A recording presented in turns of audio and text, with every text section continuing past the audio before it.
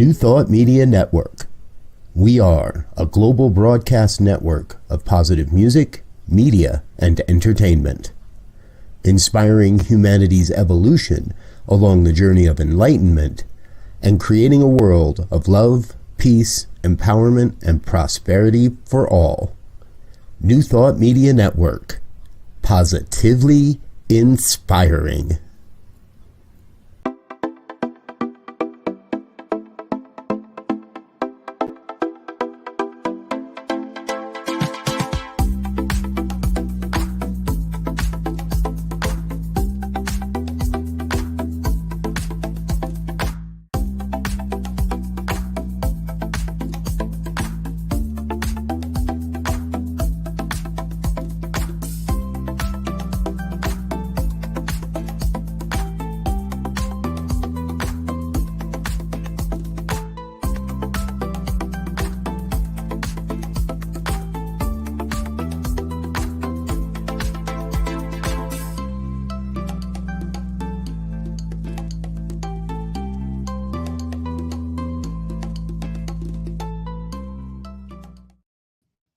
Hello and welcome back to Global Focus Today.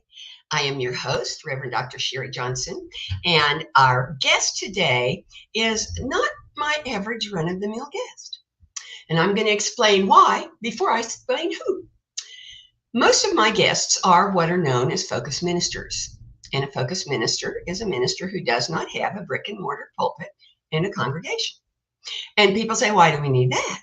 And we need that because spirituality is like everything else in the universe. It is constantly evolving, expanding, developing, and changing. And what that means in practical terms is that there are as many valid spiritual paths on this planet as there are people on this planet. And in order to be able to support those people in their spiritual growth, focus ministry is born. And our guest today is Reverend Paul Hoyt. He is a pulpit minister from New Jersey.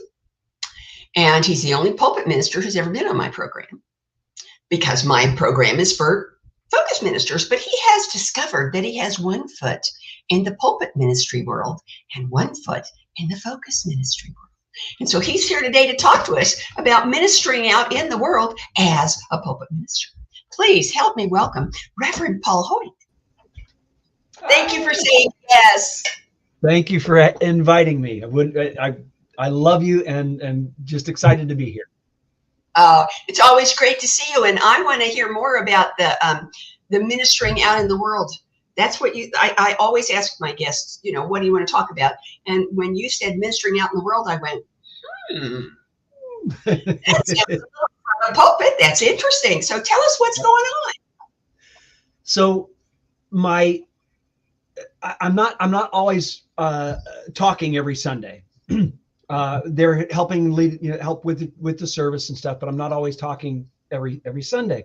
But I consider myself a pulpit minister. And I was just recently this past weekend, I went up to New York to see theater and just hang up. It was great. It was great. And hang out in the city, and wasn't planned, as a pulpit minister, we can talk till the cows come home. So talking to people is very easy for us, as you well know. So I was standing in line to get half-price tickets and struck up a conversation with these 2 women behind me. And we were there for an hour and a half.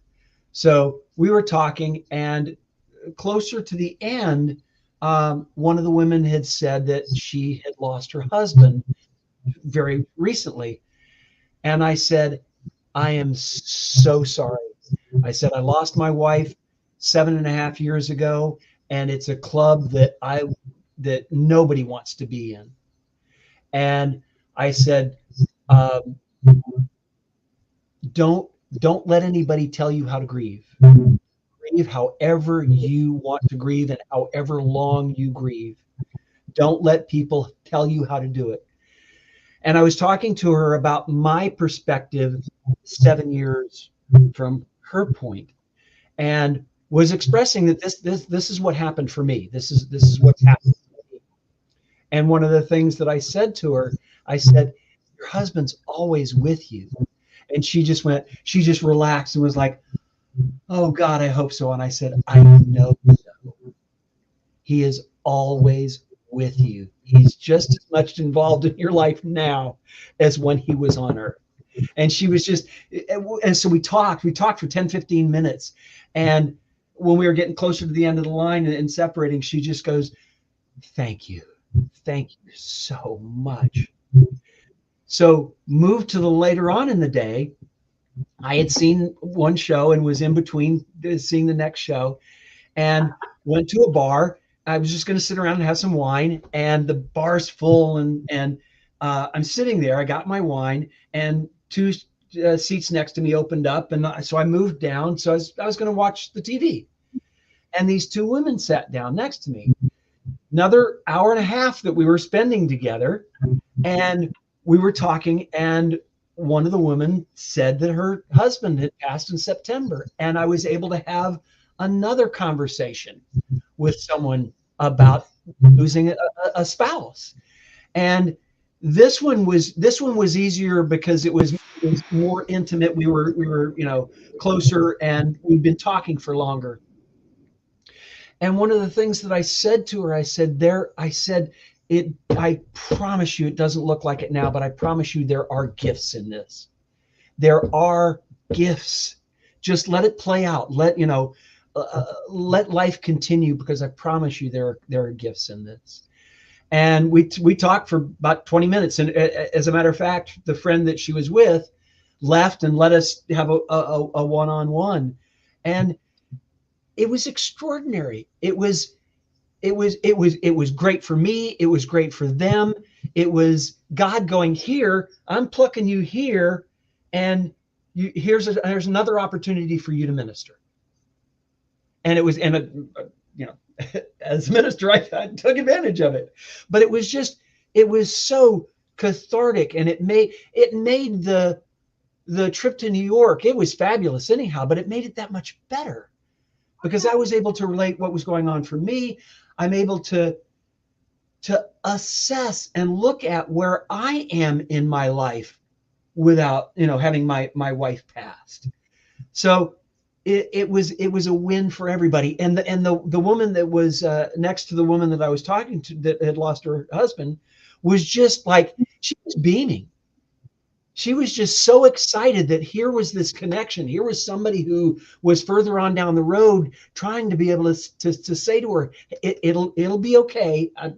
I still miss my wife. I still love her. It still hurts, and it gets incrementally easier.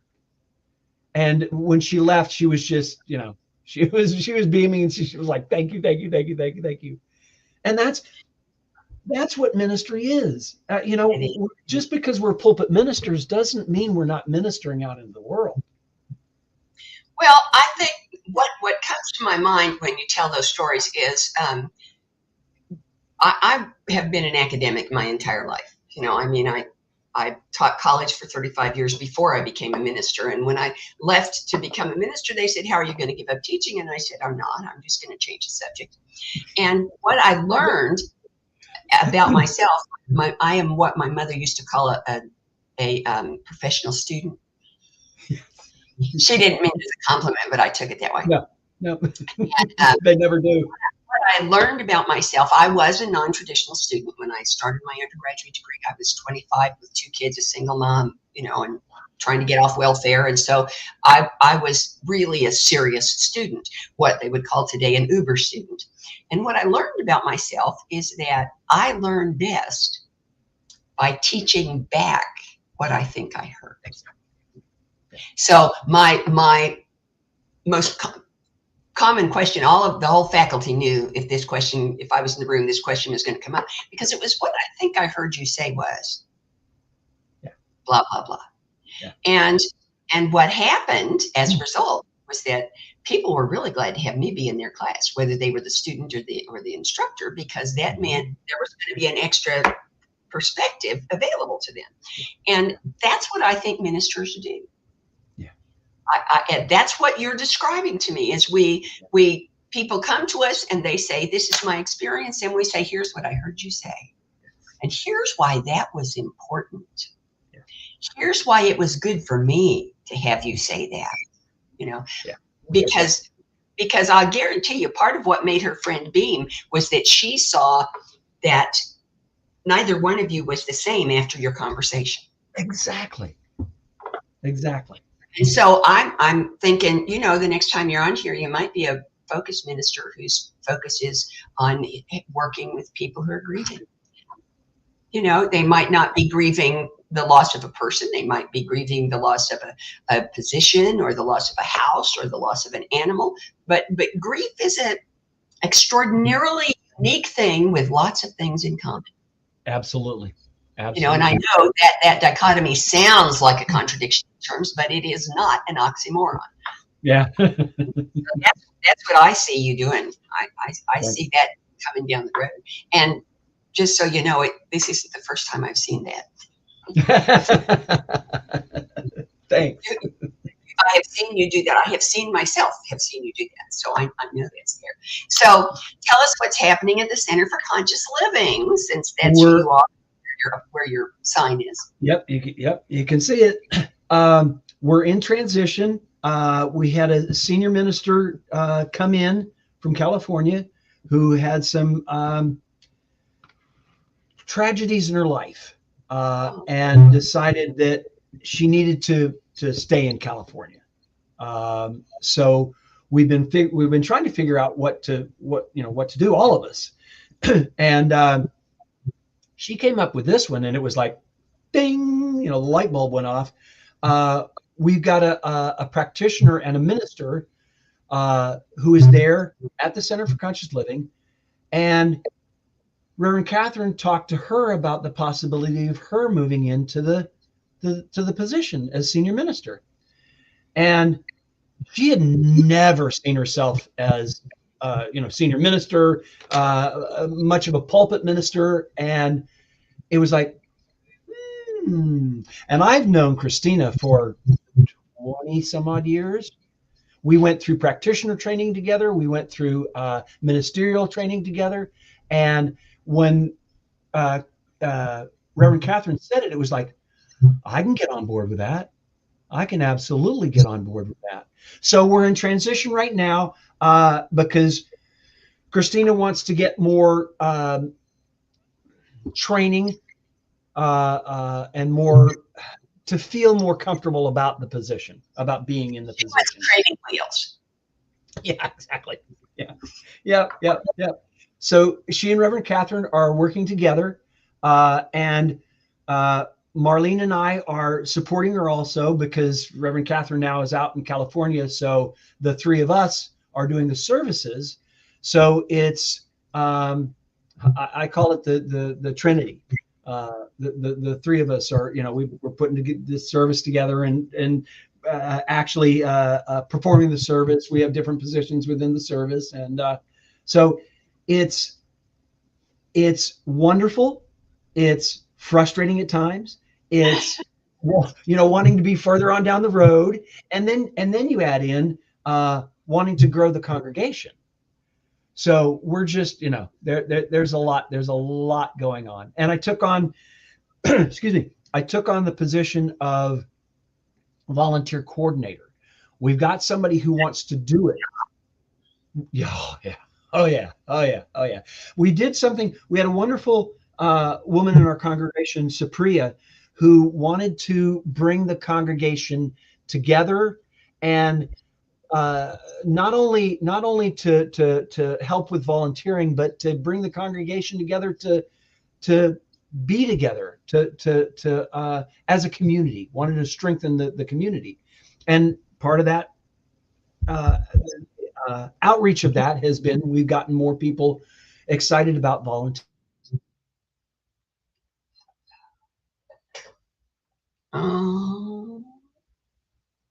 You have frozen up.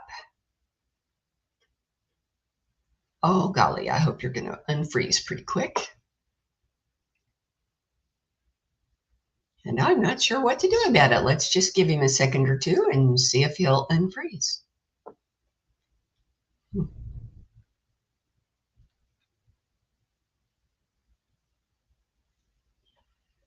Okay, well, let me send a text and see if I can let him know that he's frozen and get him unfrozen. And in the meantime, don't go away, because I'm pretty sure we can get Reverend Paul back.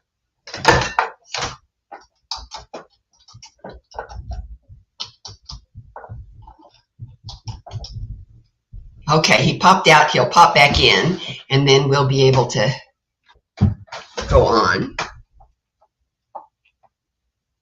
I hope. In the meantime, I'm going to tell you a little more about Reverend Paul. He is the associate minister at the Center for Conscious Living, and he declared at the end of his ministry classes that he wanted to bring the teachings of Ernest Holmes and New Thought in general to as much of the world as he could. And he pointed out that in front of the science of mind are the words a philosophy of faith and a way of life. And he has a wonderful life because he practices the philosophy and his belief that the divine is in him every day in every way, not only in him, but in everyone else. Well, that's pretty much New Thought in a nutshell. And certainly the reason we're here, because it doesn't say anything about the right way, doesn't say anything about the one way. It only says, this is what I know. This is what works for me. This is what I believe. And that's what he's teaching. And it doesn't look like we're going to get him back. I am so sorry. So let me give you just a little bit more about him.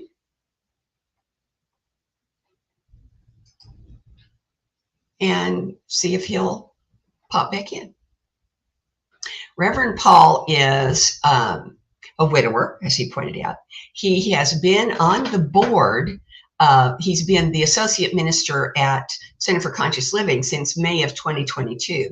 He's been on the board of Anton, which is the affiliated New Thought Network, and how I met him was because he's on that board and he serves on the committee with me that sets up the retreats every year. And he's been serving on the board since 2022 as well, October of 2022. He is the kindest, gentlest, most loving person I have ever met. He will listen to you until you are done talking. No matter how long that takes, no matter what you're talking about, he will listen to you until you are done talking. And he will support you in whatever way he can. He, in my opinion, is the ideal minister because he knows how to listen and he knows how to not talk. When you ask him a question, he gives you an answer that makes sense and is useful. But if you don't ask him a question, he won't bother you. He won't tell you what to do. So that's everything I can think of to say about Reverend Paul Hoyt, except that I wish he were still here because I didn't get to ask him my 5 famous questions, which are, is there anything you wanted to talk about that I didn't get to ask you? How does what you do as a minister, especially wanted to ask him this one this time because he's doing things he hasn't been doing before. How does what you do, hold on. Let me see if maybe that's Reverend Paul. I think it might be. Nope, it's not. Darn. Okay. How does what you do as a minister and as a person support conscious evolution? And for my money, he's the definition of conscious evolution because he's not going to sit still and let life happen to him. He's going to learn from it. He's going to grow into it. And he's going to help everybody around him learn from it and grow into it. Next question, how does what you do and how you do it support, encourage, reveal world peace? Well, he's all about peace. Peace is like air, breathing for him. And I'm pretty sure that he would talk about that it's not something you get, it's something you be, and that he is determined to be it. The next question is, and I can't answer this one, but I expect it would have been a really great answer. The next one is, supposing that everything goes exactly the way it's supposed to go, which is the way you want it to go. Supposing every relationship turns out to be exactly what you want it to be. Supposing every event happens exactly the way you want it to happen. what does Reverend Paul Hoyt, focus and pulpit minister, look like 10 years from now? And it's hard for me to say, but I've got a feeling that he's going to be back talking more and more about focus and less about pulpit, because that's what's happening in the world, and he's in the world. So I am really sorry that we lost him, and I will get him back. Don't you worry. In the meantime, I invite you to be sure to tune in next week, because next week we have Patricia Wagner from Grace Unlimited Inc. She runs a website that is just amazing, the stuff that's on it about spirituality and personal growth. So we'll see you then. Have a great weekend in the meantime. Bye. Love you. Amazing, amazing, you will do amazing things. Amazing, amazing,